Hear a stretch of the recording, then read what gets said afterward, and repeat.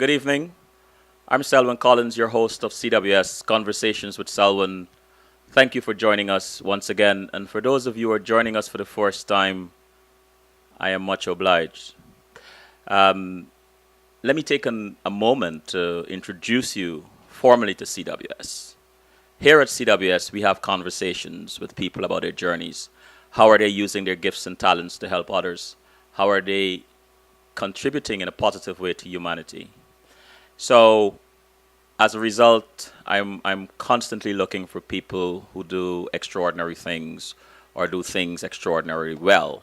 And so every week I invite someone who can speak to us about their journey, what they do in life, and hopefully by the end of the conversation, we not only have those who already know them and those who are meeting them for the first time have a more three-dimensional perspective on who they are, but most importantly, we are enlightened and informed, and our youth, if there is or if the person challenges in the person's life are revealed, my hope is that the youth learn something from that, because there is nothing that excites me more than knowing or understanding that a young person somewhere in the world have been encouraged by someone who has overcome a challenge and has continued on to success. That is magnificent. We never know the effect of our gift, the effect of our advice. And so to me, it is important that we step beyond ourselves and give. Give without condition, give without expectation. I think that's the greatest gift. Not the gift of itself, but the act of giving. Tonight we have a gem of our soil, Rose October-Edun, which I'll introduce to you after the break. But I'll take a quick break, and we have a packed show tonight. So enjoy the music in the meanwhile.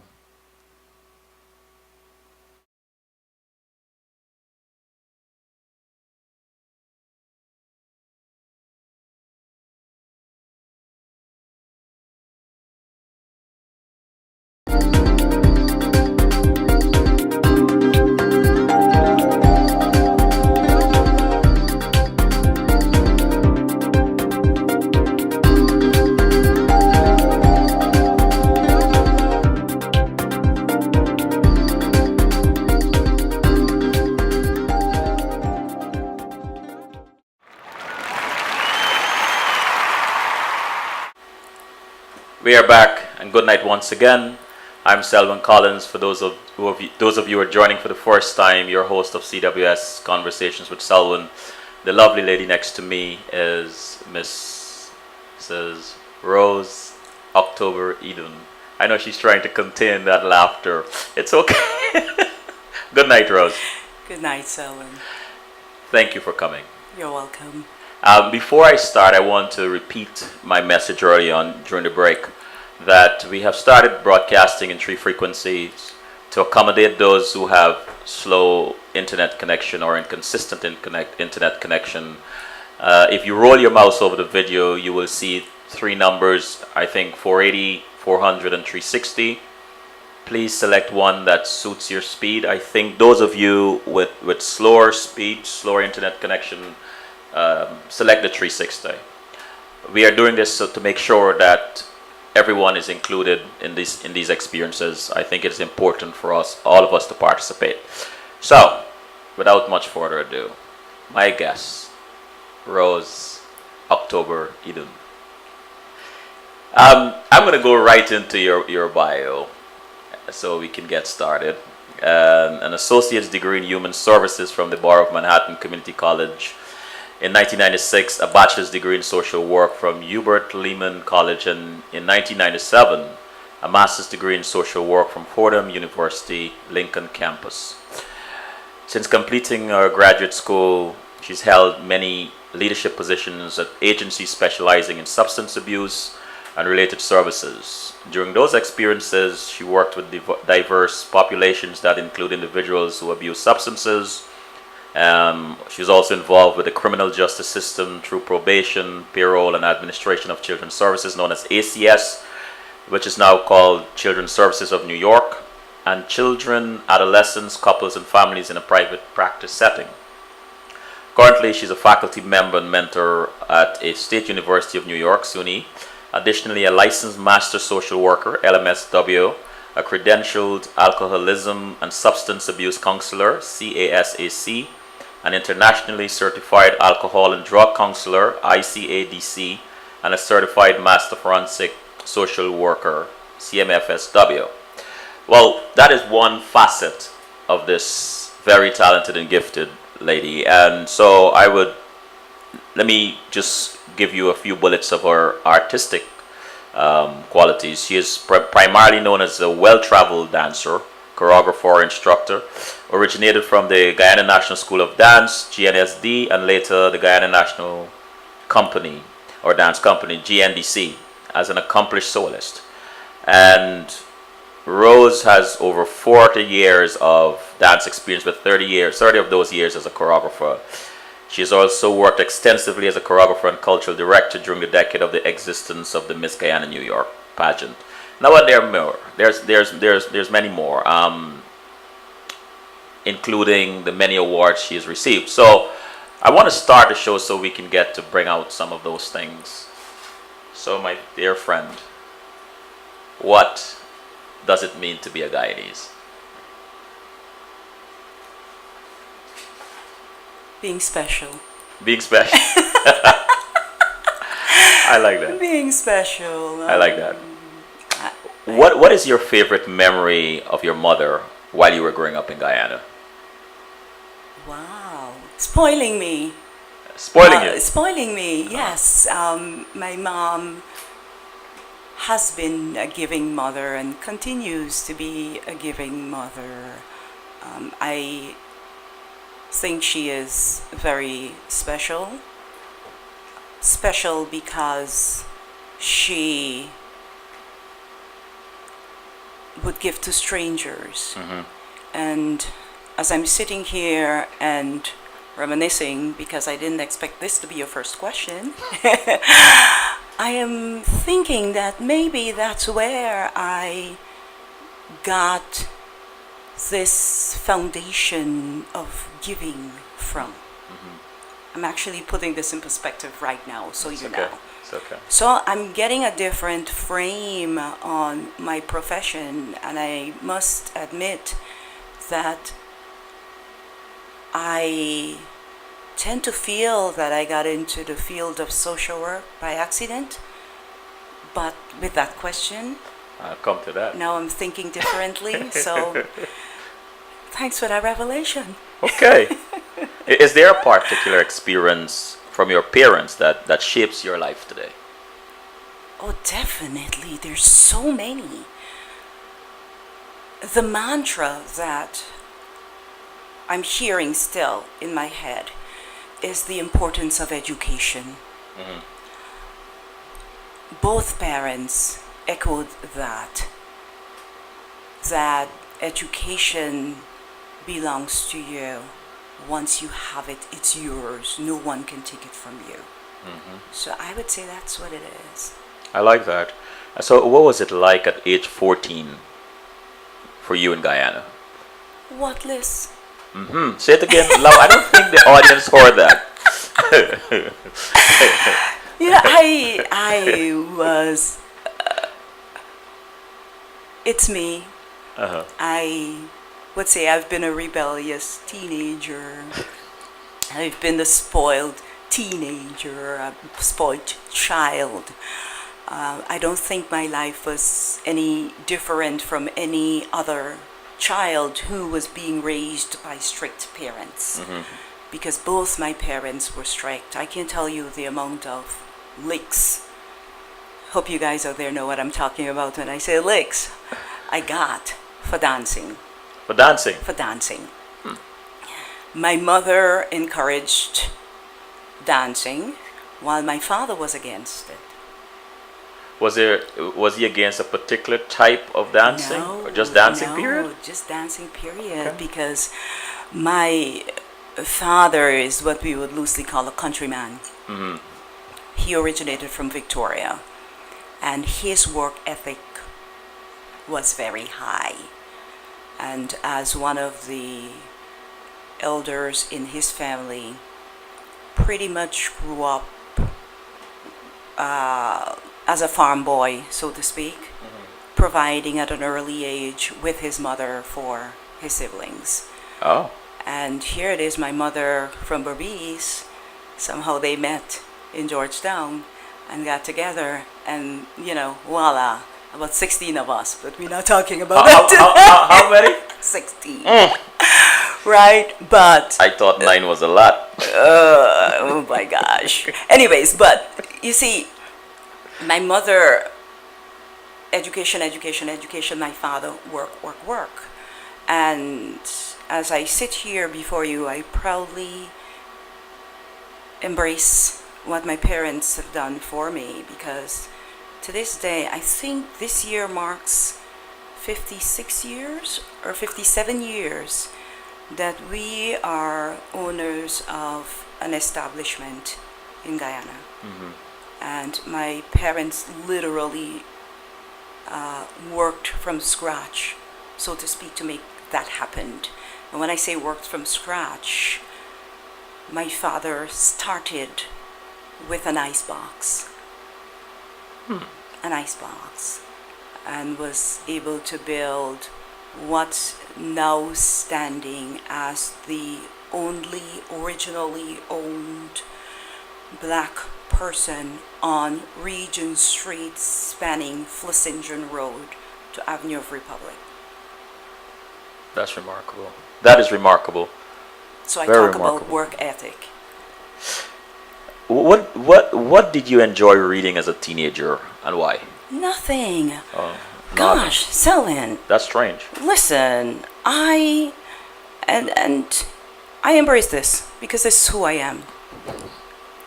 I guess because my parents were so strict, Right. and I had to be rebellious because they were strict. I can't remember what secondary school education was like.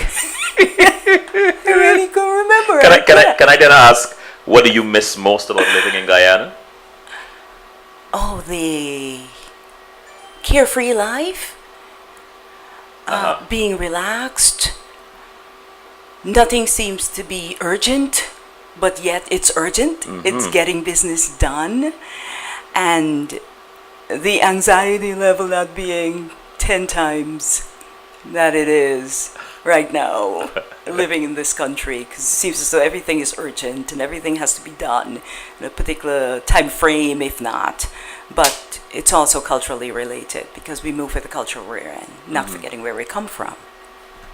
You know, when I talk of Guyana, where I was born and raised, I can't help thinking of the friends I had there, and school friends, friends in the neighborhood, and relationships, which is one of the topic that you want to talk about here tonight. So my first question about that is, what can you tell us about relationships, and why are they important to us? Before I answer why are relationships important to us, I want to say that relationships are important to us because they help to define who we are. I truly believe that next to the relationship one has with his or her higher power, it is the relationship that one has with one's self. Then it is the relationship that one has with their loved ones and the ones who surround them. With that said, relationships are important because we don't pay attention to how we are raised. And the way we are raised is very influential in how we develop and maintain relationships. And that's those are some of the reasons why I think that relationships are important. What do you think most of us miss in relationships? I don't even know that we know what we miss in relationships, because a lot of times we run around trying to please others, trying to fit in, trying to be ahead of the game, trying to make an impression, trying to be the first to do something.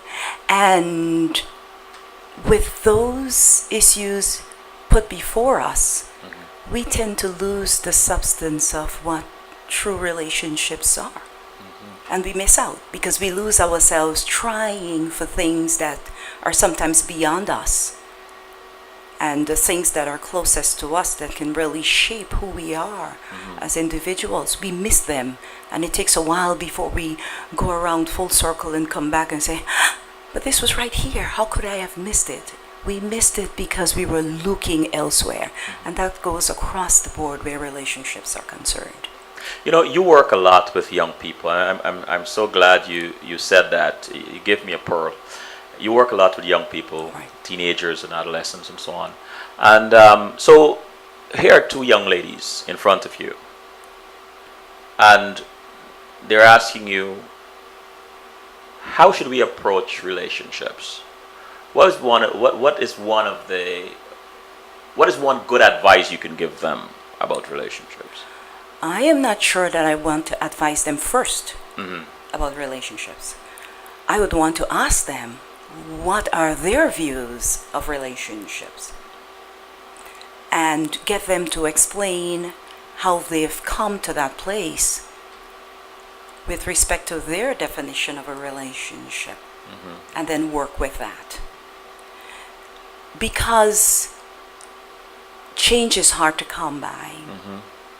And a lot of times adults tend to want to not listen to youths. And a lot of times when adults don't listen to youth, that's where the rebellion comes in. Experience, teach it, right? So we want to hear their take Right. on relationships and then work with that. I like that. I like that. I noticed you have adopted one of Maya Angelou's quotes, and I read, I have found that among its other benefits, giving liberates the soul of the giver. Why does this resonate with you? I like to give. For my friends who know me, if I can, I will. I would say I can. Very true. If I cannot, I will say I cannot. Don't look to me. If I can point you in a direction where you can get it, I will. But I come back to the first question you asked me about my mom. And I'm really sitting with this tonight. I want you to know that, so thank you for that. I remember growing up and with my family owning the business on Regent Street, every Friday, beggars would come around. And each business person would share money. In addition to that, I remember my mother taking the homeless person off the street, or someone who the public would see as crazy and mad, and taking them to the back of our yard and allowing them to take a shower and get a change of clothing and some food and send them on their way. And I realized that in those moments you saw a different side of that person who most people would have looked at as a beggar or somebody who's crazy. Because what you saw was that they're no different from who we are. They're humans also. With respect to making the connection about giving, liberating the soul via Maya Angelou's quote, it really is quite a growing process to be able to give freely. Giving, I don't want to frame it with limitations, but giving because you feel it's the right thing to do. And when you're able to do that, I really feel that without a self-assessment, you're really taking your life a notch up. But we don't spend a lot of time self-assessing so that we can bring some differences to the relationships that we coined, the relationships that we're maintaining and trying to develop. We don't pause a lot of time, and I have to say, if we do more pausing to self-assess, we could do better. We can be a better human being. We could be a better nation. I agree. Tell us about your experience working with the criminal justice system.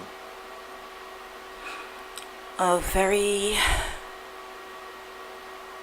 enlightening one. One that taught not to judge on a different level. Because in working with the criminal justice system, I was able to experience individuals who, from many walks of life, who made poor decisions and landed them in prison. And then there were others who just got an unfair deal where the penal system is concerned. And then there were some who, because of bad relationships that they've been in, have pretty much threw them off the bus or under the bus, so to speak, talking layman terms. So it really taught me not to judge. Another lesson learned was that it's okay for individuals to get second chances and third chances and other chances, because that's how people grow. And in getting these chances, it's another way for that individual to see that everyone did not give up on me. There is at least one relationship that I have out there where someone is pushing me, saying, despite the odds, despite your troubled past, that you can do something differently and positively with your life. What appeals to you about social work? I will tell you this and you will find it funny. Go ahead. Try me. When I started at BMCC, I went to school as a dance. I wanted to be a dance major. Is that so? Yes. And there was a lot of politics in the dance and recreation department, because after my first semester I was told, oh, you're going to get a scholarship, you're going to be able to go to some other state. And then it was close to the summer for the scholarship, and everybody else was talking about getting this scholarship. And I'm thinking, what's wrong with me? I didn't hear anything. And then I heard that, let's see what we can do for you next year. And I said, I'd be crazy.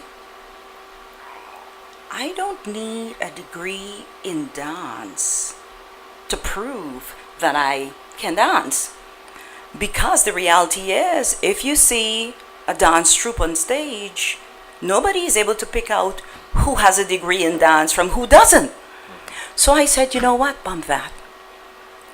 And the term following the fall, I wanted an elective. And I said to one of my girlfriends, I said, listen, I need an elective. I don't know what to take. And she said, take Professor Graciela. She teaches Introduction to Human Services, and she gives easy A's. That was it, I swear.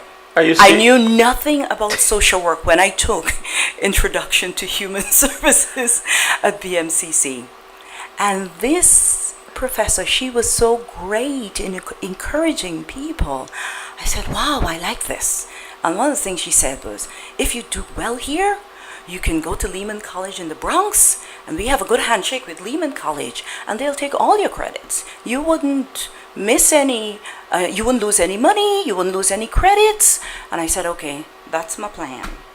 You know, So I did well. Got to Lehman College, and they were singing a similar story. If you do well, there is a place called Fordham University, Lincoln campus, that has the School of Social Service. If you do well, you can do the master's degree in 1 year. So I said, okay, I like that too. And I did that and got my master's in one. I you swear, gotta be that kidding was me. it. That was it. You know, That was it. you have answered my next question. Who or what led you to pursue a career in social work? Well, wow, that's amazing. That is amazing. So maybe it's a good thing that they didn't give you that scholarship that year for dance. In retrospect, yes. Yeah, yeah.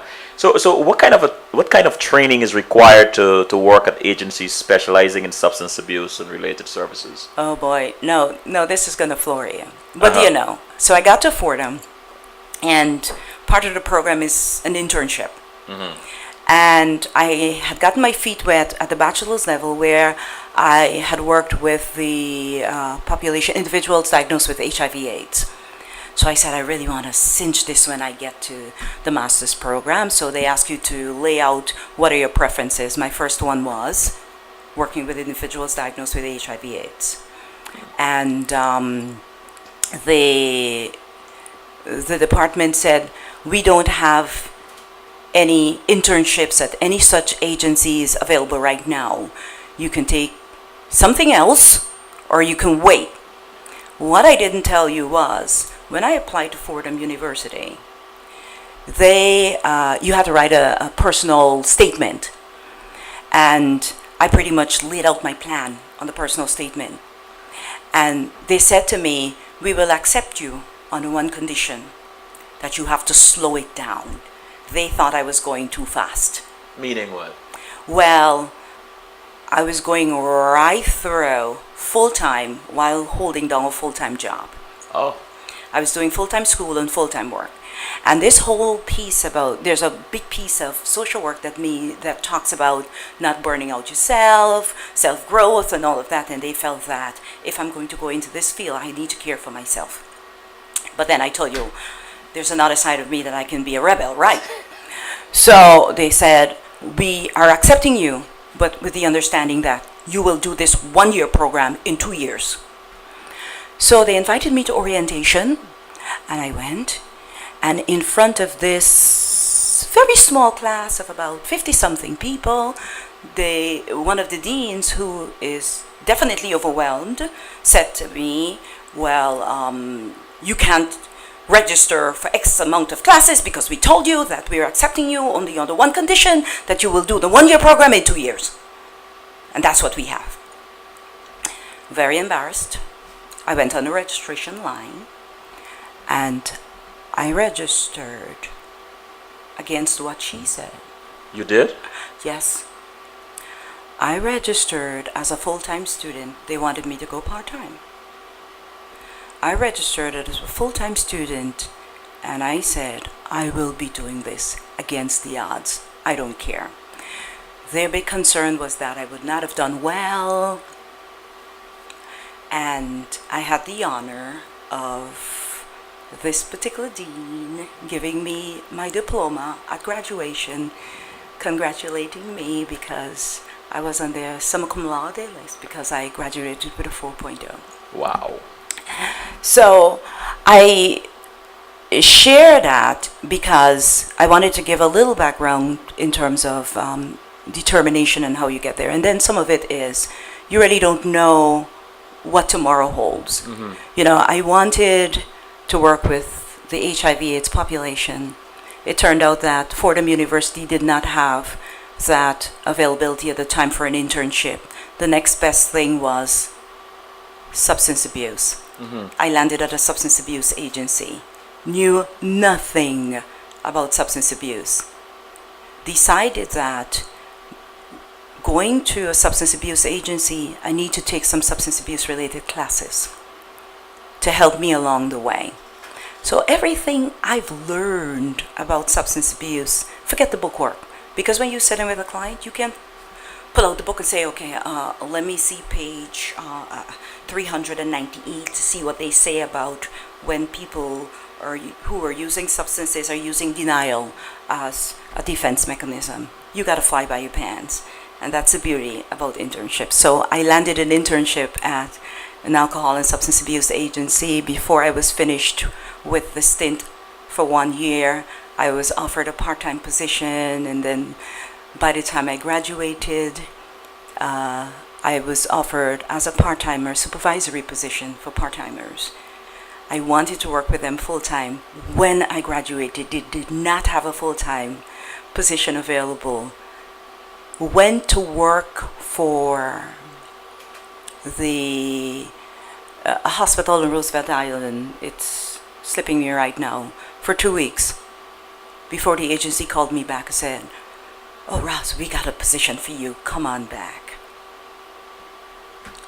Just like that. Just like that. And I stayed there for like 12 years. I mean, I've ran like 2 programs, one of which I started from scratch for them. Then probation snatched me up because a lot of the work that I was doing was with the mandated population, and one thing led to the next. So I have been blessed.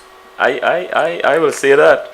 I want to go to the chat room. There are 2 questions there. Carol asked, what number are you in the family? Wow.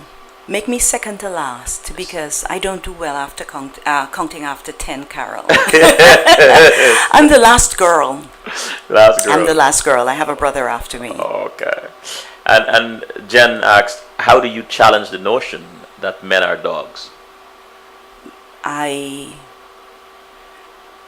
don't think of it, because I don't think men are dogs. Mm-hmm. And I hate to say, please forgive me, and I hope I'm not offending those who may have children in front of the screen, in front of the computers. Then if I support them, then I would support that women are bitches. Mm-hmm.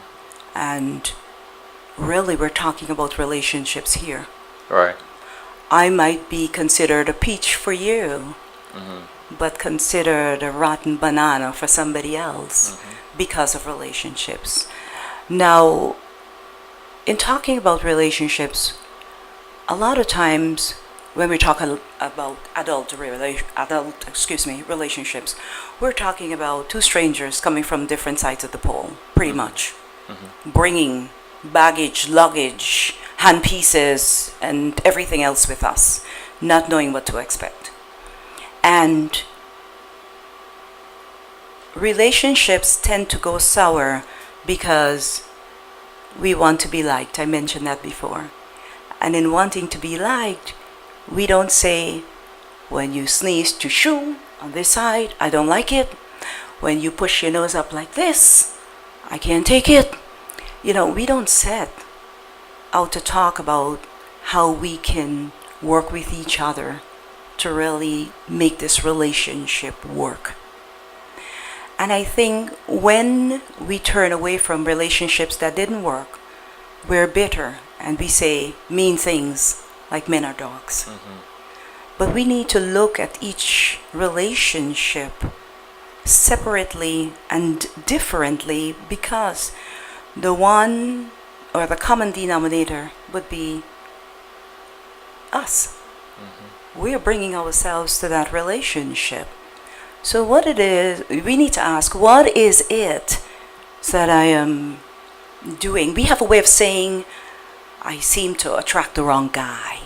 Right. Or I seem to land myself with the same kind of girl. But we don't really pause long enough to self-assess and really think about, if we keep attracting this type of person with these characteristics, what is my contribution? And especially if these characteristics are not in sync with mine, Right. what do I need to do to work on me so that I can attract a different person? And then there's a whole different can of worms that would be open, because are we willing to embrace change? Are we willing to be self-critical and say, you know what, I stink in this area and I need to work on that? Change. That's a good point and a good note to take a break. So let's take a break. Okay.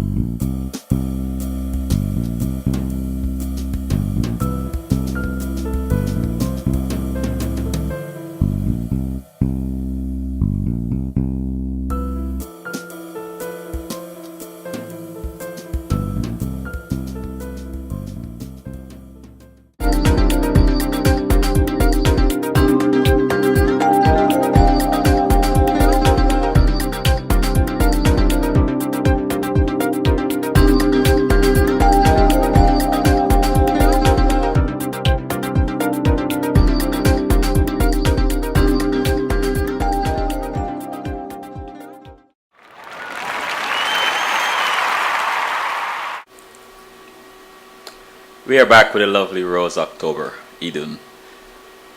Rose, how is it working with children, adolescents, couples, and families for an organization like ACS different from working in a private practice setting? I can't speak directly to working with ACS. When I worked with individuals who were, well, let me rephrase that. The individuals that I worked with who were coming from ACS, they were actually referred to the agency. So there was a mandate placed on them that you had to successfully complete a substance abuse program before you can get visitation rights to your children. The children might have been in foster care at that time. Or you have to successfully complete, emphasis on successfully complete, treatment program so that you can get your children back in your custody. Now, that's working with the mandated population. And there are quite a few challenges in coming to treatment with a mandate over one's head. First of all, we're talking about adults who feel that when to do, and how to do it, because they're grown. But at the same time, the system is saying if you don't do X, Y, or Z, you can get A, B, and C. So after some kicking and screaming and then trying to really overcome the problem of addiction, somewhere along the line they settle into treatment and they begin to do what is expected of them with regard to changing their life, their lifestyle, so that they can reunite with their family. But it takes some tussling in the sense that getting them to understand that the bottom line is that you'll benefit, getting them to that place where they're willing to sit and hear and understand that this is about me. I can make a difference in my life despite whatever led me to using substances.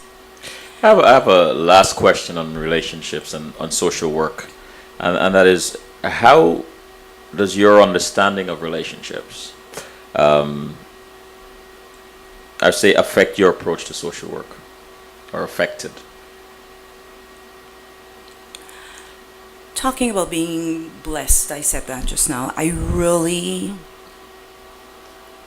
glad, I'm happy that I'm in the field. Really? I really am, because I do a lot of self-work. And it helps me to better respect individuals. And that is core for me. That despite what you portray, who you are, I'm dealing with you on your terms based on what you present to me. So for me, when it comes to connecting Rose October-Edun with social work, it's really about respecting the other person, respecting another person. And one of my philosophies is do unto others that you would expect them to do unto you. In some ways that's quite shaky, because that means sometimes we can set our expectations high.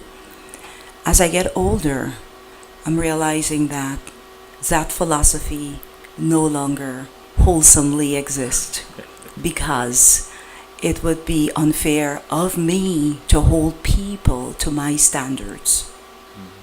Therefore, the thrust really is respect for the other person.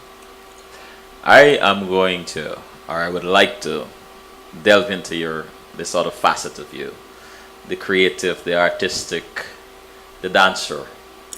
And I start with this. When did you first realize that dance was your passion? And how did you decide to follow it? And what keeps you energized in its pursuit? Aye. Let's break it up in parts. That was unfair of me. When did you first realize that dance was your passion? Oh gosh, I, wow. I don't know that I realized that dance was my passion. Uh-huh. Oh, you're gonna have fun tonight. I started dancing at age 9, Mm.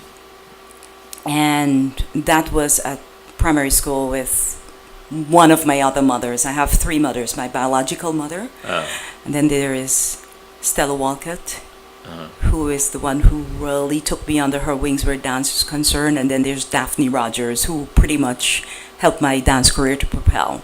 So I'm blessed with three mothers. But I gotta tell you, when I started dancing with Stella Walcott at St. Angelo's Primary School, I did it as a means of escaping what was happening at home. Oh. Because my father was an alcoholic. Mm. Now we're talking about how did I get to this place? I'm really sitting with this tonight, talking about self-work, Mm-hmm. and coincidentally, however we want to phrase it, my family owns a liquor restaurant. So go figure, right? Right. So, of course, when my father drank, there were a lot of arguments at home between him and my mother. Mhm. So staying later out at school to dance was my escape. So I would get home and I would get a beating because I didn't tell anybody I was staying late. And then I would do it again. When the licks get more than me, I get teacher Stella to come and talk to them. And then I get a break from the beating. And then we do it all over again in another 2 weeks. But this is who I am. Rebel with a cause. Hey, what can I say? So, I mean, that's the first part of the question. I mean, it was a means of escape for me, and I didn't really know that I liked it. I just know that it was something to do. I was enjoying it. I was just doing it to not be home. But I'm going to ask the second part of the question. How did you decide to follow it, and what keeps you energized in its pursuit? Guess what? Uh-huh. Stella Walcott was a protege of Lavinia Williams because she was teaching dance in school Uh-huh. based on what was the requirement of the then dance school that was being started in the 70s with Lavinia Williams. She was the first cohort of, she was in the first cohort of dance teachers being trained by Lavinia Williams. And a requirement of Lavinia Williams was to go back to the school and teach.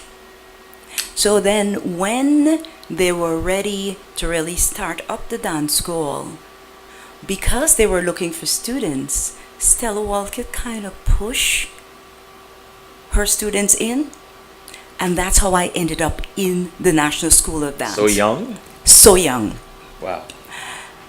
I go back and I see costumes that I've danced in. That's so rude. And it's so amazing because it's so reminiscent, but I stuck with it. I really enjoyed it because with being a student at the National School of Dance, there are annual productions. You get to go on stage, you get to showcase what you're learning.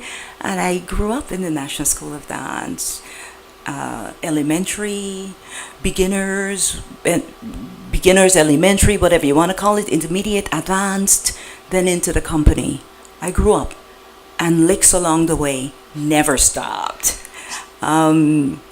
I realized along the way that dance helped to pretty much mold my personality. I realized that it has helped me to build character. I realized that dance is more than dance. It is an artistic form. It is a discipline. Mm-hmm. And it is to be taken seriously. Well, saying that, with over 40 years of dance experience, 30 of those years as a choreographer, what still surprises you, A, about dancing, and B, about teaching dance? that I'm so old and I still want to do it. Oh, really? What surprises me is that I have such a passion for dance that I still want to do it. Now I know my limits. I have Yeah. to tell you, I know my limits. Do you respect them though? I do respect Oh, them. okay, okay. I do respect them because I realize that as an older dancer now, Yes. the things I used to do, I cannot do them anymore. So I'm working within my means, but the maturity that I would bring to a performance is quite unmeasured, I would say, in comparison to my younger days as a dancer. You ask a question about choreography? I asked, well, B, about what still surprises you about teaching it. That it doesn't matter the age of the person Uh-huh. who wants to learn to dance. It can be taught, it can be learned, and it can transform one's personality and sense of self and sense of development. If I may go to the chat room, Latoya said, no one should lump all men into a category. They are good and bad in any gender. And then Carol asked, have you ever had a case you didn't want? No, No, okay. because it was a learning experience. Learning experience. Yeah. And Patrick said, good evening, Selvin, to you and your beautiful guest. Good evening, Patrick. Thank you. Who are your heroes among the Guyanese dancers and teachers? It would have to be Stella Walcott. Stella Walcott. Wow. And who still inspires you today? As a dancer, Yes.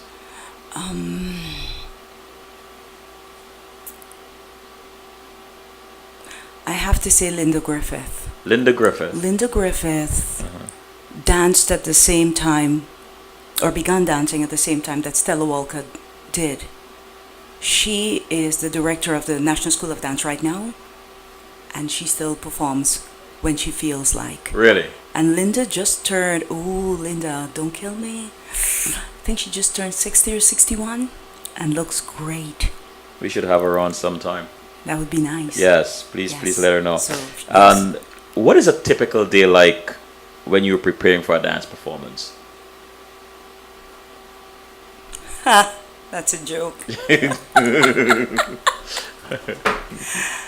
I have such a busy schedule now that I would promise my friends to do a performance, and it is the day of the performance. I'm really getting into the music. The day of the performance. The day of the performance. Like maybe a few days before the performance, I'm playing the music in the car. All right. Right? And I'm having this out-of-body experience, and I'm thinking, okay, when it hits this piece, I think I want to do this. When it hits that piece, I want to do that. And the day of the performance, I'm walking around with earphones. Right? Uh-huh. And I'm thinking about how I can become this piece. How am I going to really touch my audience in a way that they can become one with me and this piece? And then I go out there and I improvise like I've never improvised before. And it turns out fine. Well, it turns out great. Let me ask you this then. Where do you draw your inspiration for your choreography? It has to be soulful. I'm very emotional. I'm very sensitive.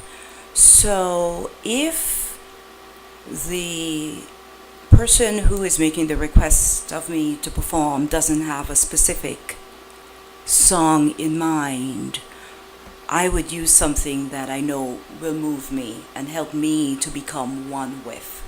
It comes from in there. From in I there. can't really explain it, but it comes from, it's pretty much innate and it just happens. It unfolds while I'm performing.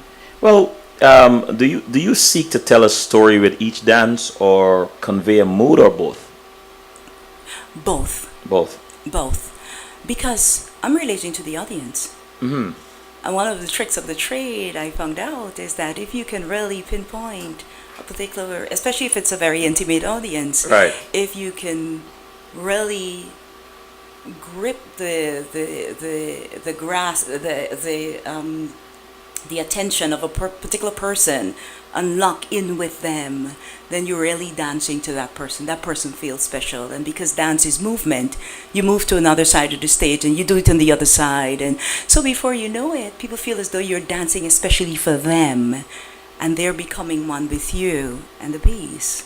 Well, then this next question should be fair. Is your style of dance abstract or based more on storytelling? It's a combination. Combination. It's a combination because it can move from abstract to, it depends again. If I'm using a piece, that has lyrics, of course I want to relate to what the lyrics are saying to help me tell my story. But then if it's an instrumental piece, it would be my movements telling the story, and in that sense it would be abstract. But then I can move between being the storyteller, and just moving, being an artist, really, in the free sense of being an artist, just free flowing. When did you start teaching dance, and what were some of the challenges you faced as a young dance instructor? I was pushed to teach dance. Is that so? Yeah, and it is by Linda Griffith. Oh, Selwyn, you're really doing me in tonight. It was by Linda Griffith. I remember as a junior member of the dance company, Linda was very determined that the young dancers must get a chance to choreograph. I like that. And that was a member of the dance company. But in addition to that, I mean, it was more of a push to choreograph for professional dancers. But one of the layers as a member of the National Dance Company was also you taught dance in the dance school. Okay. We're being paid for that. Oh, really? Yeah, yeah. Oh. That was the career. I mean, as a dancer, you also taught dance. So in your opinion, what type of person makes a good dance instructor? Somebody who's patient, somebody who is not judgmental. Because I remember growing up back in the day, I would hear loosely around the place, oh, this student likes dance, but dance doesn't like her, which is quite hurtful, you know? But I mean, a teacher is a teacher is a teacher, pretty much. Yeah. Being patient and really working with the level of ability that the budding dancer is presenting to you. Well, let me go to the chat room. There's a SOTI. With the proliferation of dance schools as economic incentives, would you consider a classroom for those still feeling the passion? Definitely. Definitely. I would say if there was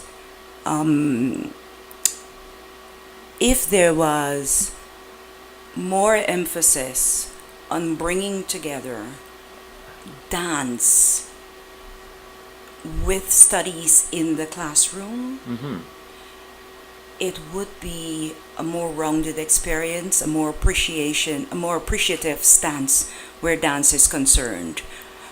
When I was learning dance, it was like an extracurricular activity after school.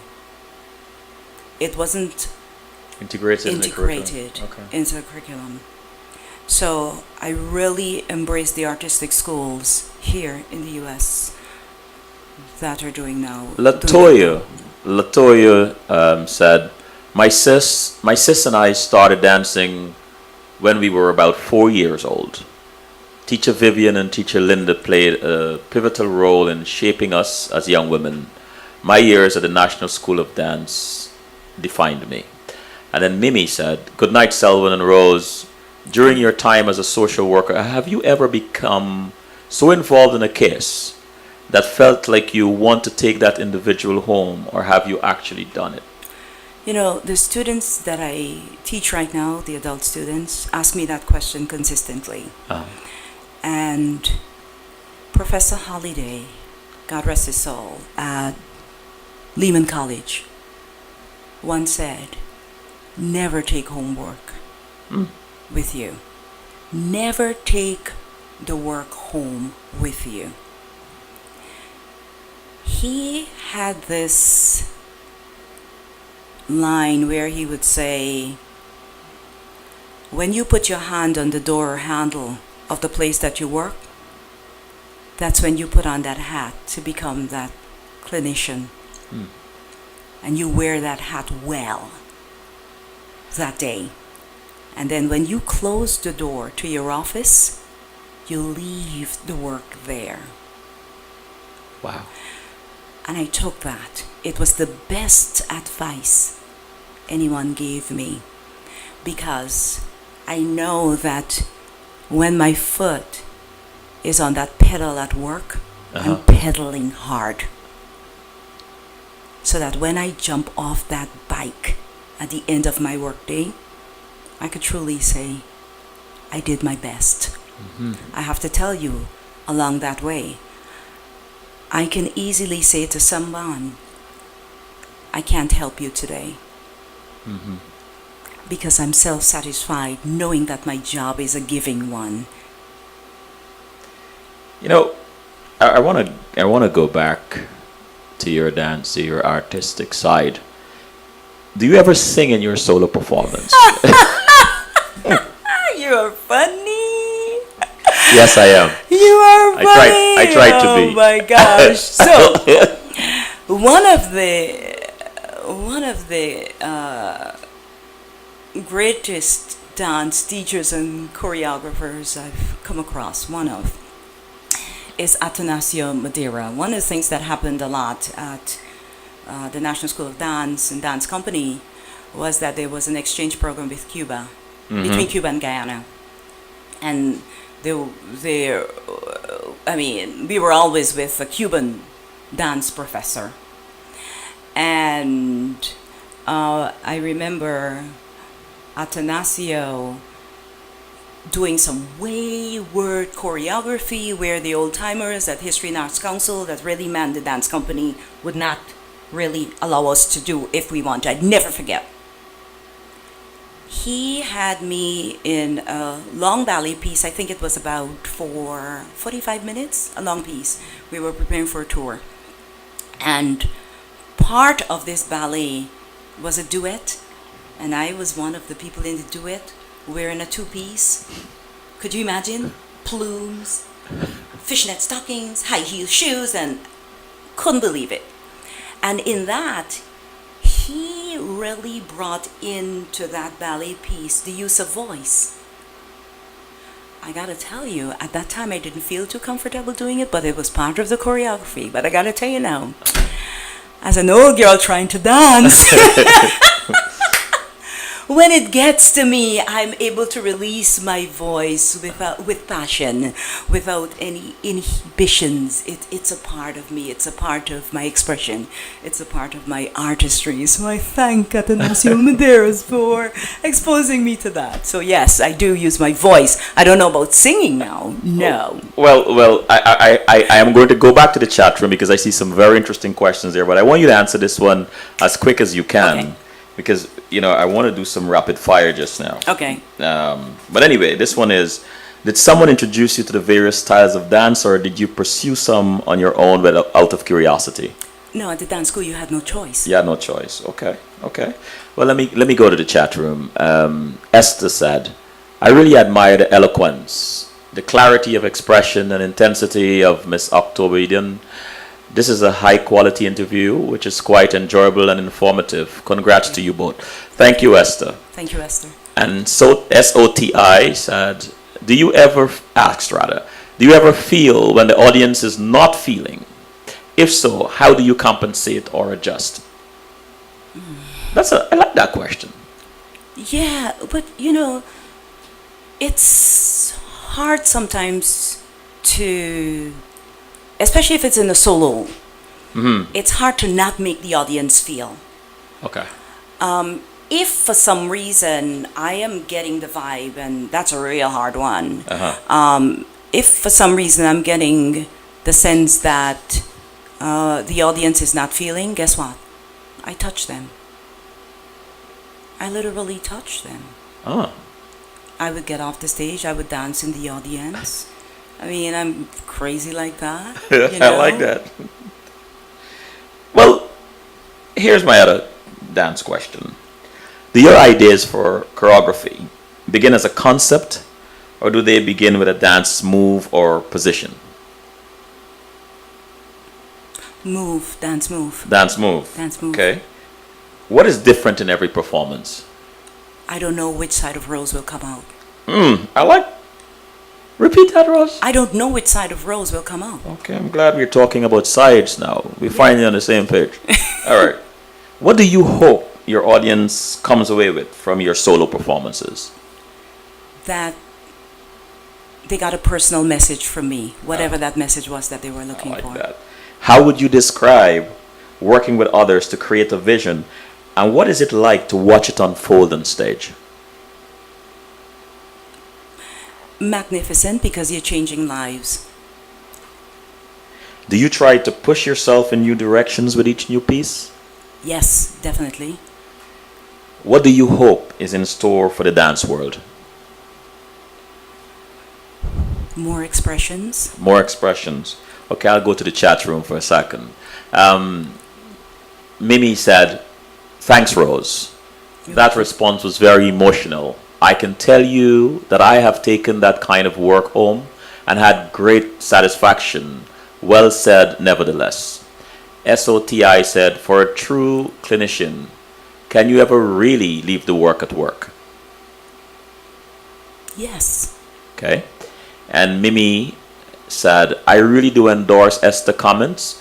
One of the better presentations in every respect." Okay. So, let's continue. In many of the dances you've choreographed and performed, do you ever incorporate the concept of relationships? It's hard to do that as a soloist. Uh-huh. It is done. Uh-huh. That's, for me, that's mostly exemplified if I'm doing a duet, Okay. because I'm relating to someone else. And the audience is able to feel the passion, feel the exchange of whatever the ideas are between the person with whom I'm dancing. Talking about duets, right? This just came to me. Do you do either or both at different times with a male, with a female? Do you do both? Yeah, I have. What is, all right, let me see how I'll ask this question. Which one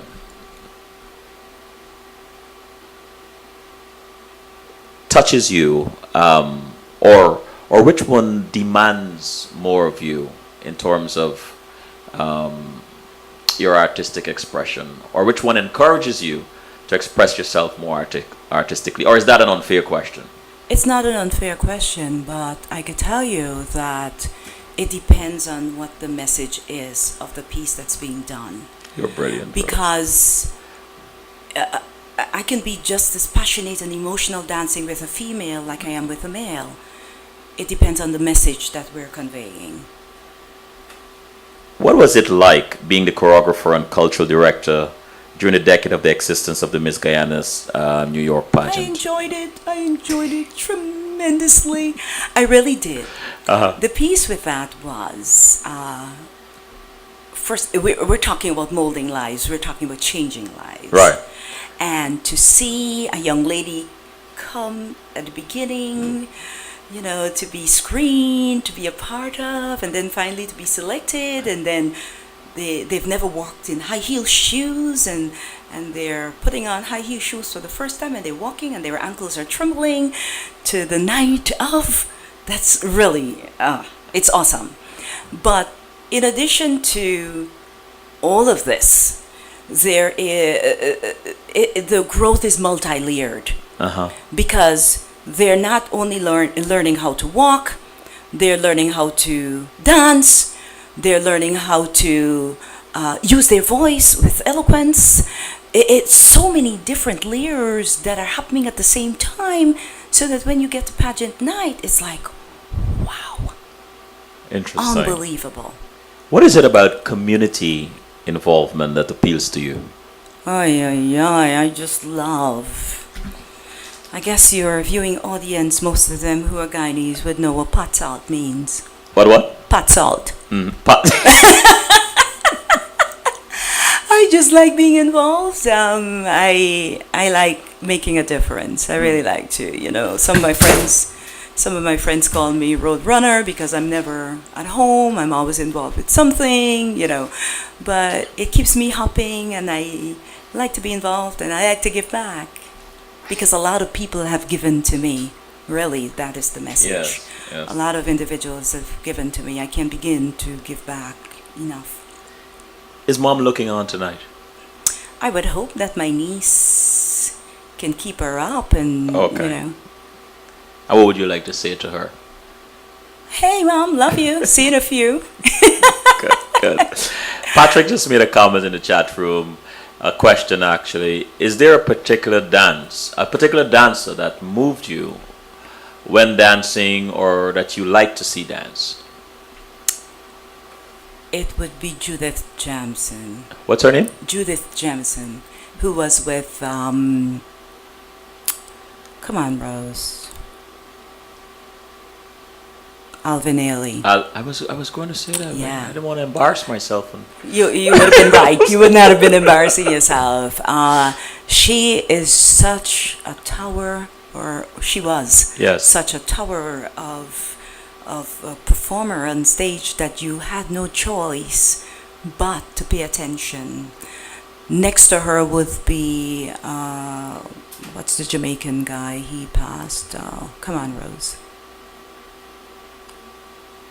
I'll get back to him. Okay. But he was the artistic director of the Jamaican dance company. Andrea, if you're watching, don't kill me. But he brought maturity to the stage. As an elderly man, emphasis on elderly, he performed with his group. Wow. And you had no choice but to be respectful I like that. and enjoy him. I like that. What do you believe it is about you that attract organizations to elect you to their executive and invite you to choreograph their dances? Yes, you're on the spot right now. Rose. The light is I on. wanted to use another word, but I'm frank. I am very plain spoken. I get to the point, and I do it respectfully. And I think a lot of people appreciate it. You're laughing, right? Yes, I have to laugh. As co-chair of the Kwekwe committee, Aye. and for those who do not know what is Kwekwe, I mean, it's an international show. What can you tell us about this celebration? Well, in a nutshell, Kwekwe is a ceremony that happens the night before the wedding. And traditionally, it's done in the villages of Guyana. And basically, it's the man's family, the groom-to-be, his family with the groom, coming through the village, singing songs to the bride's-to-be house. And then once he gets there, and you're singing all along, and the songs that are sung in front of the door suggest that please let us in nicely. And then he gets allowed, he and his family and revelers, well-wishers, they get into the house and then they search for the girl, and then, you know, they come together as one big family, and the elders of the village pretty much take over and tell them about how to please themselves and have great relationships. What is your favorite Kwekwe song? And can you give us one bar? Please. Nicely, please. I don't believe you're doing this. 3 gooseberries on the top, please. I will take it. All right. Woman lie down and the man can function. What kind of man is that? That's it. You know I value this show, so I'm not going to join you, right? I can't stretch the limits of my audience that much. But thank you for that, Rose. You're welcome. I know I'm gonna pick. No, you didn't. I'm sure they enjoyed it. What common characteristics have you come to recognize when working with professional Guyanese dancers? Passion. Passion. Passion. You know, Esther in the chat room said, love that song, LAMO. Well, I don't know if Esther is LAMOing because she's remembering an experience, but I doubt whether it was, you know. Thanks, Esther. How does perfection inform your approach to teaching dance? Perfection doesn't have a place. Doesn't it? No, because it's expressive. Dance is expressive. It's artistic. So whatever you're giving me, Uh-huh. I have to take that as your best. Yet I've heard that comment in the crowd or in the audience after one of your performances. What? Perfection. Oh. I never told you, huh? No. Oh, Thank you for telling I me wonder tonight. why. But Esther said again, I wanted to hear the rest, Rose. Esther. LOL. Esther. Don't do that to a sister. Come on, Esther. Come on. Come on, Esther. Ay. Ay. All right. I'll ask the other questions and then Okay. give you a chance to remember the rest of the words, and maybe at the end, maybe anyway. What are 3 points of advice you can give to aspiring dancers? Look for more of who you bring to the craft. Enjoy it. And most importantly, please your crowd. Please your crowd. Yeah, you're performing for an audience. You want to please them. I'll take that advice. That's why I'm not going to attempt to sing any of those Kwekwe songs. Tell us a bit about Guyanese dance styles. And I ask this question because Guyana is a multicultural society, a country with 6 races, which means a variety of styles to draw from. What can you tell us about the various styles? Well, traditionally, we can talk about Amerindian dances. Mm-hmm. There's a particular style to Amerindian dances. There are Indian dances in different styles, and there are African dances. And then there is Caribbean Afro style, where there's a fusion of what would be considered Caribbean with the African piece. And then we borrow from everybody else, like we Guyanese know to do when it comes to art in general. But I would say we're grounded in our Amerindian, Indian, and African. And then there are the traditional dance forms like, the modern dance forms, contemporary, I would say, in terms of ballet and modern dance and tap. There was not an emphasis on tap dancing in Guyana at the time that I did. Right. And I'm not sure that there is right now. But there is more emphasis on... Is there a particular traditional dance style that appeals to you or that you're drawn to when you're choreographing? I could move if I choose to do African dance, but the older that I get, I tend to shy away from that because I have a lot of things to shake about me that I really don't want to be shaking. If me now been come, me now been no. Yeah. Oh, look what nice, nice, No, that's all I know. nice. That's all I know. And SOTI said, in your view, can dance be used as an instrument to bring our youth together for the improvement of our communities, and how? We have a lot of talented youth out there, but their caregivers are not in tune with their talent, and they tend to rebel. The youth, that is. Yeah. They tend to rebel, and they follow others doing not so nice things. Thus, that talent is stifled or it pretty much disappears. Again, it comes back to really paying attention to what the youths have. in using talents to transform personalities, we can really give them a better or a different sense of self, of who they are.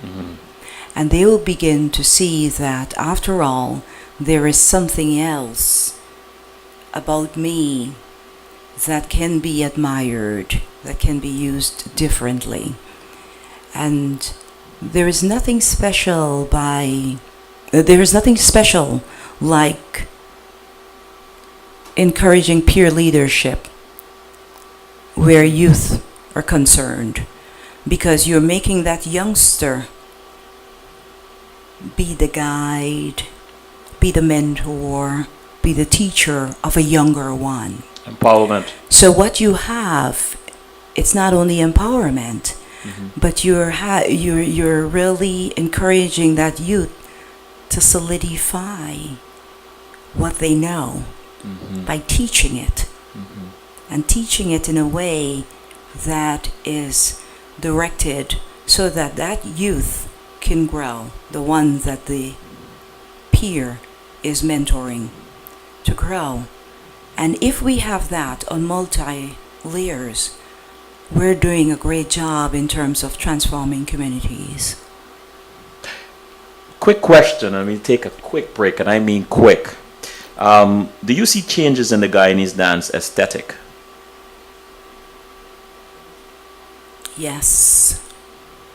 And for many different reasons, some of the reasons not favorable, because we've strayed away from the artistic quality of dance, and we tend to do dance hall, wind up, and that kind of stuff, and we have so much to offer where dance is concerned. Let's take a quick.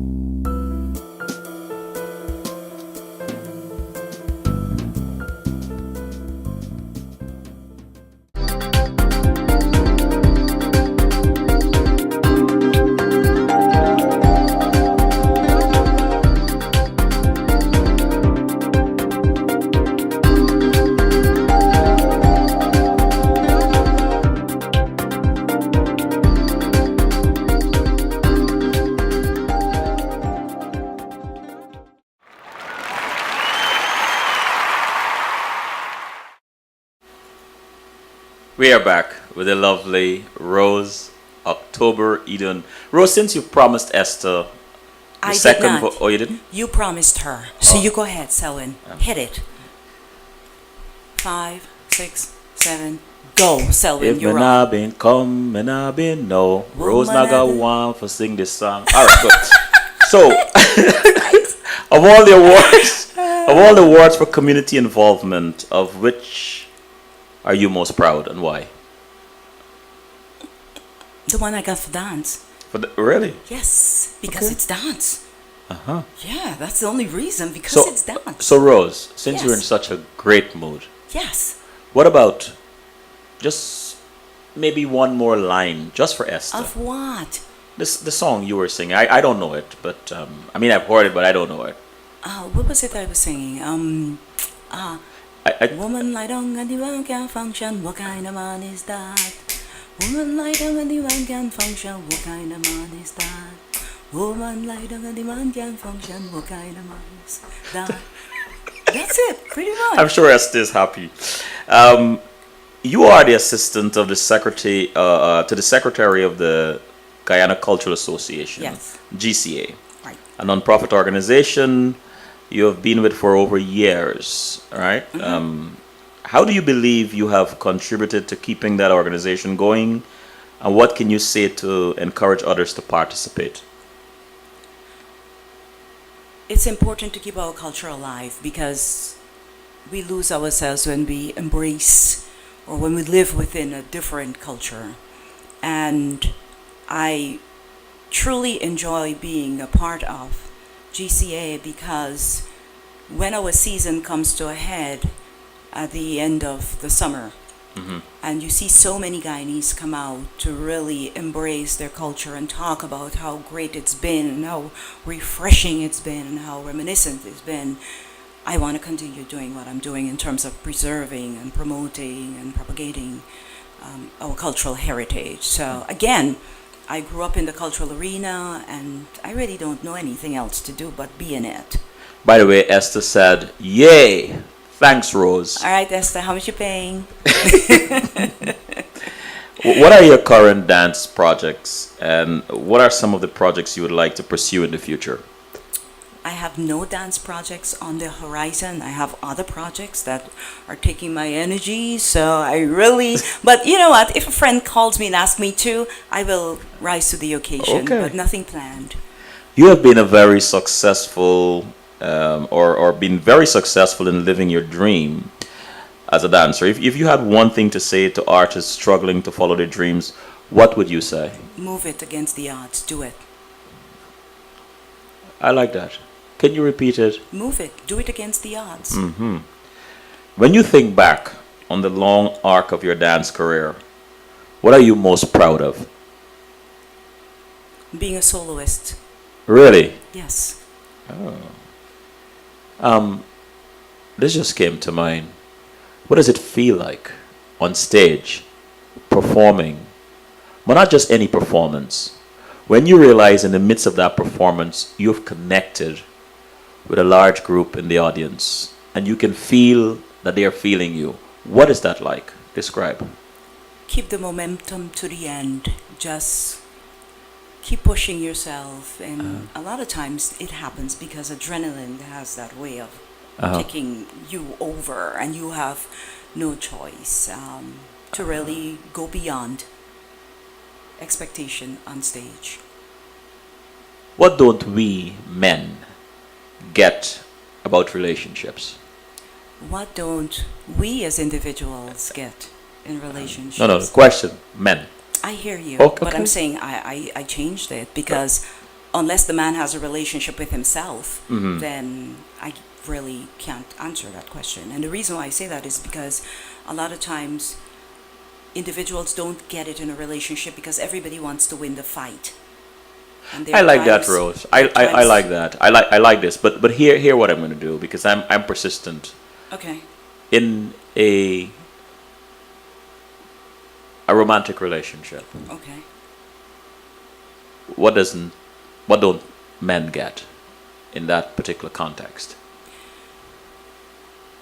What don't we get about Giving a moment uh-huh. to really hear what their partner is saying that makes them feel unsure, uncertain, having this bad taste in their mouth about whatever the particular issue is, and really spending some time with it and discussing it. I like that.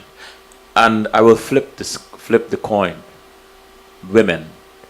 What don't women get in that context? Women tend to be very emotional and don't listen at times. And because of that, we miss the points that men are trying to get through to us. But I hear you, but it goes both ways. I know, of course. What is next for Rose? I, God, thank you for this day. I ask you for tomorrow in a very serious way. And blessings. Blessings.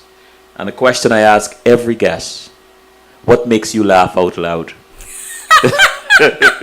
I just did. It doesn't take much for me to laugh out loud. I like a good joke. I could be a fool. Having good company.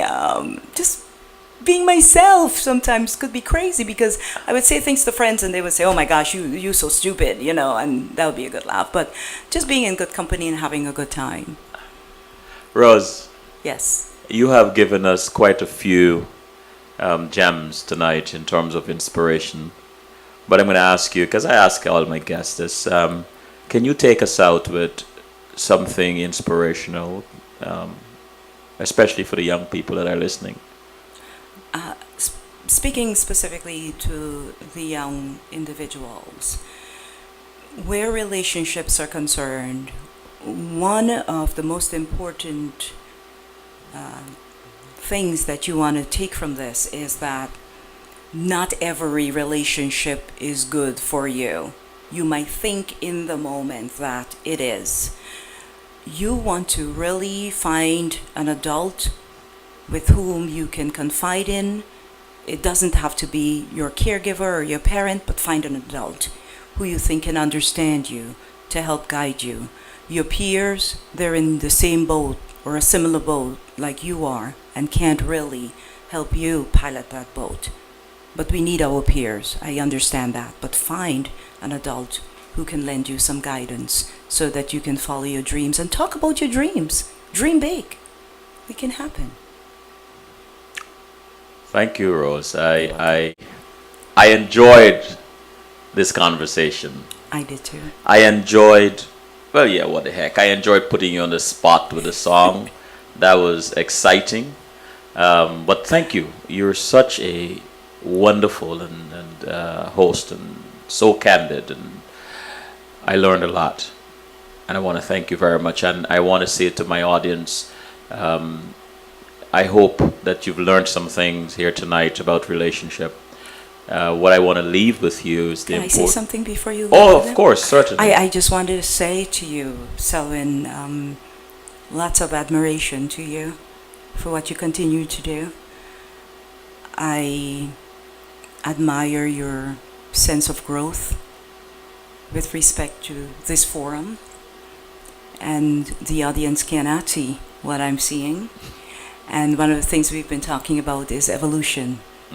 And evolution equals growth. I want you to know that. Yes.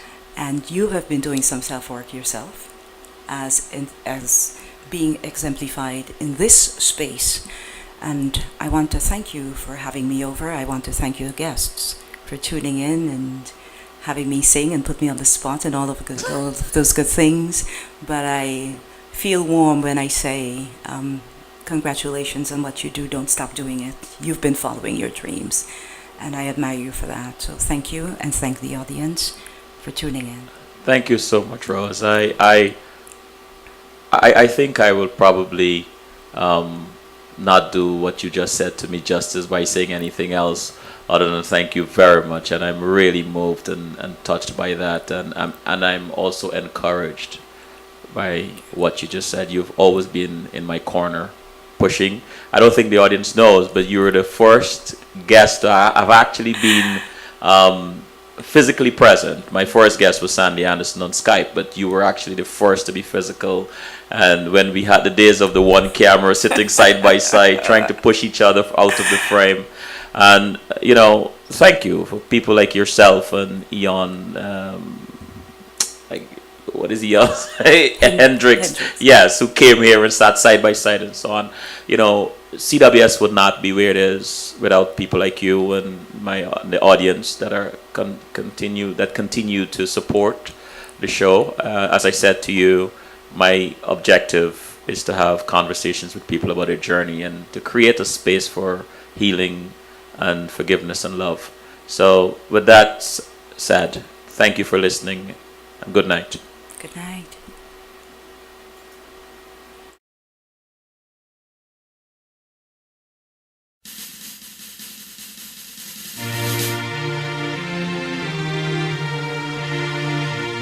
Arrowhead.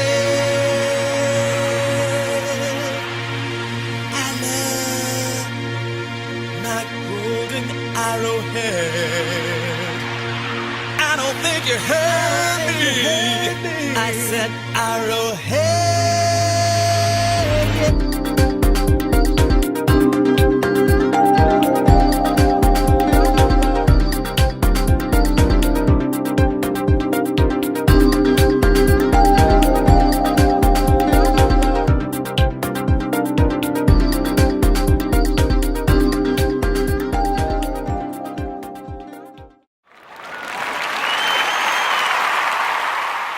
At Eid al-Fitr celebrations in Ghana. We've sat at Hindu celebrations in Ghana, and we know these people, we know their culture, and so we can't sit around and be bystanders and not get involved.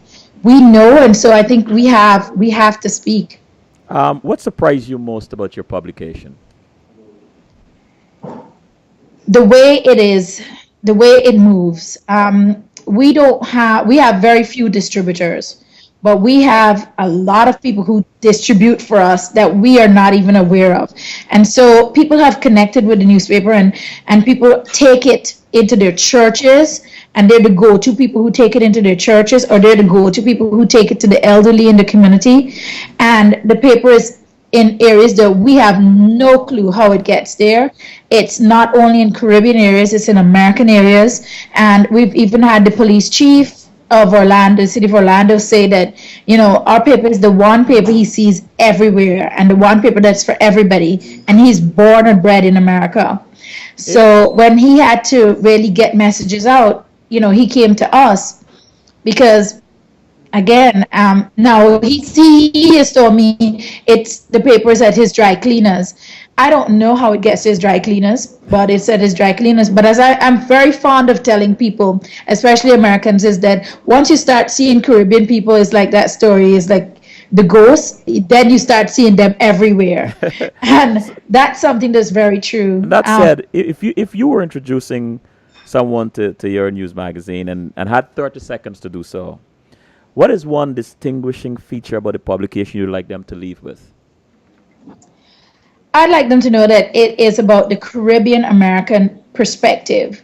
It's about us as Caribbean people living in an American society. And it's a hodgepodge, it's a mixture of, who we are as Caribbean people and as Americans.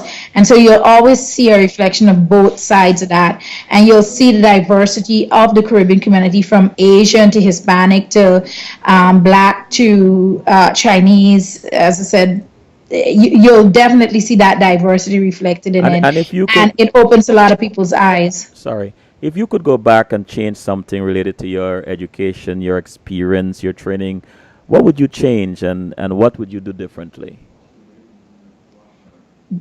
Selwyn, I do not believe in regrets. And so I think that was the first question you asked me that just drew me a blank. Right.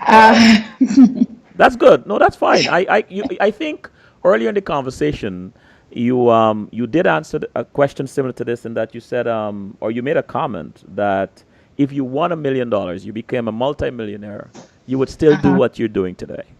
So Yeah. I think you have answered this.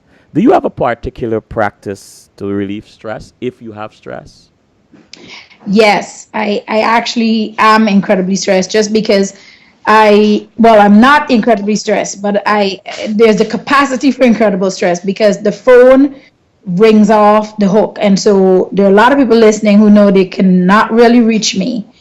But what I do is I really disconnect, and now that when I'm home in the evenings, I'm home. I don't look at the phone. I take time out for myself, and at least one day a week, it's really a day for doing nothing. I like that. I like that a lot. And then the final thing is I've decided that July and December are my months off, and that's just family time and reflection time. And I found that really I've gotten the most growth in those 2 months when I've done nothing. So I will tell people meditation and self-reflection really works. And what is one of your favorite quotes, the quotes that inspires you? I would say now I'd be paraphrasing, but there's a good quote out there about service, and that a life without service in some form or the other is really not a great life lived. And I really believe that. I believe that you should be given back in some way. And I believe that the most interesting people are people who are at least passionate about something. So you show me a person who doesn't have a lot of money, but they've got a cause, and I will gravitate to that person much more readily than somebody who, is just sitting down and is not committed to anything. So just having a passion. I mean, you could be in a day-to-day job, but as a friend of mine says, it takes about the same time to be miserable or to be happy. So make that choice to make yourself happy. So, what do you look forward to doing on weekends? On weekends, I look forward to, I do so many events and I go to so many parties that, would you believe, I look forward to staying home now. I like that. And finish this sentence for me. The best part of Sunday evening is. The best part of Sunday evenings is that it comes after Sunday mornings, and Sunday mornings is when we do our breakfast with the family at home at the table. And I can't do the evenings because I might have an event, but I've continued my mother's tradition by at least having a full breakfast. That if it's at least one day a week that I'm going to cook, it's going to be Sunday morning, and we're going to sit down as a family and chat and talk and laugh. What would you like to be remembered for, Granette? I would like to be remembered for being a great mother, a great parent, and for definitely raising the profile of the Caribbean American community. And so, what is next for Gwyneth Gittins Roberts? What is next for me? It would be world domination with Caribbean American Passport News Magazine. I like that. And if you're at liberty to tell, this is kind of a similar question, but you can give it your slant. If you're at liberty to tell, what project are you working on now? Right now, we're getting a lot of requests for working on candidate for the marketing company, working on election campaigns. That is something different. It says that we've got a lot of community clout and power, and we're weighing it very seriously to see if we want to go down that road. Okay. We actually have some great clients already in our database. Caribbean Airlines is one of our clients. We do their marketing in Central Florida.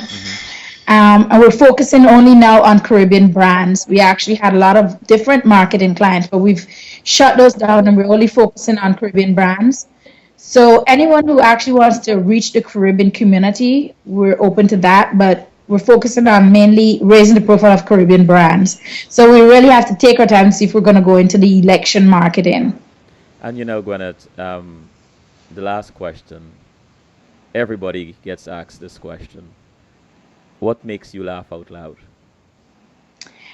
I would say we have, as I was saying earlier, we have a Women of Wisdom group within the chamber.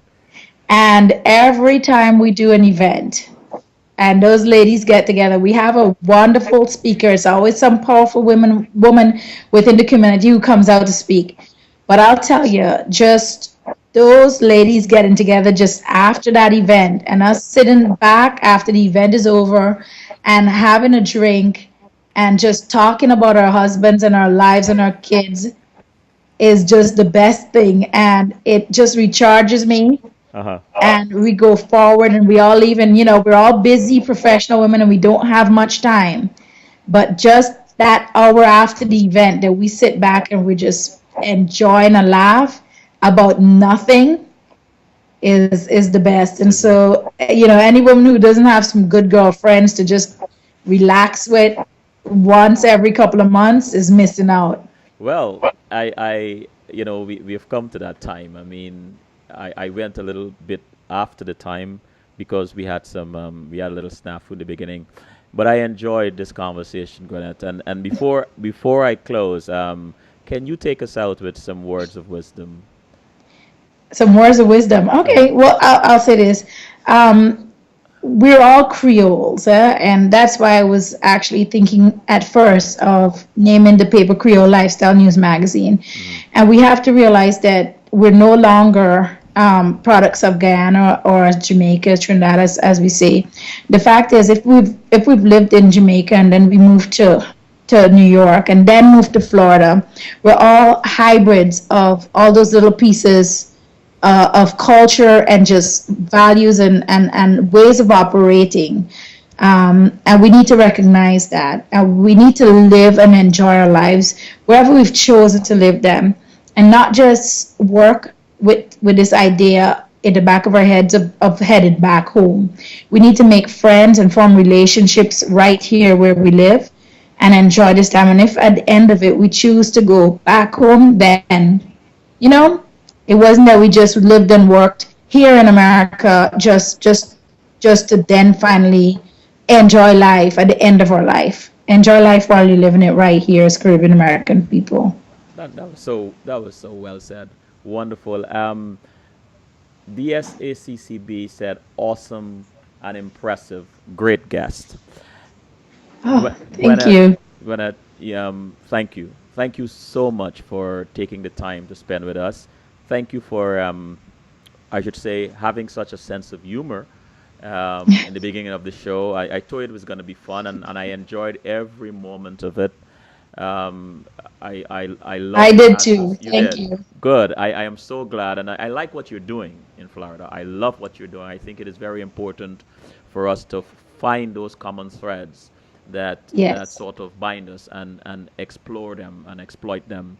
Um, absolutely. I And think so, when I invite you to come see us in June when we're celebrating Caribbean Heritage Month, because we're building something here that's going to be as big as Carabana in time. thank you. I will Um, come. so I please come definitely down in will. June. I definitely will. And again, thank you very much, and have a very, very good night. Thank you. You too. Bye bye. Bye bye. Suffer the little children to come unto me. Every day, more than 30,000 children around the world die of preventable diseases. More than 300,000 children are being used in war as child soldiers. Lord have mercy. A child should be loved. A child should be held. A child should be clean. A child shouldn't smell. A child shouldn't go to bed hungry at night. A child should be taught wrong from right. A child should learn to say thanks and please. A child shouldn't suffer from preventable disease. A child is a fruit that shouldn't be picked before it's time. To do that to a child should be classified a crime. Oh, who speaks for the children?